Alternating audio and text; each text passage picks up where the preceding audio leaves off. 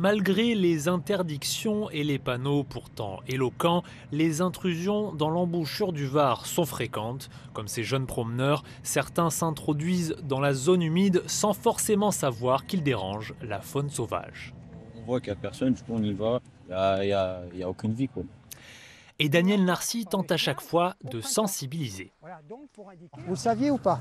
Ouais. Bon, voilà, c'est tout. Mais il n'y a pas de honte, c'est tout. C'est simplement, vous voyez, moi j'ai fait longtemps de la prévention et je continue à le faire. Voilà, donc on essaie de vous sensibiliser pour vous faire prendre conscience qu'on est dans un site où il faut respecter, il faudrait respecter.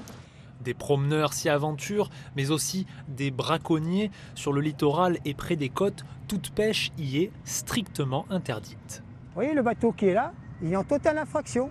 Il est dans la zone interdite d'accès. Des intrusions que les habitués du coin observent quotidiennement. Le lac qui se trouve juste en face, c'est la zone où il y a pas mal de poissons qui viennent et forcément les pêcheurs sont attirés. Et vous en voyez combien, quelle quantité Pas énormément, peut-être 1 ou 2 max. Une situation qui agace le militant écologiste car c'est une zone essentielle pour les oiseaux migrateurs. C'est la première zone humide du département. C'est la deuxième zone de migration. Donc quand vous avez les migrations montantes ou descendantes, vous avez des dizaines et des dizaines d'espèces d'oiseaux qui viennent pour se reposer, pour se nourrir. Les autorités se sont récemment saisies du sujet pour tenter de réprimer ces intrusions et mettre en place une surveillance citoyenne.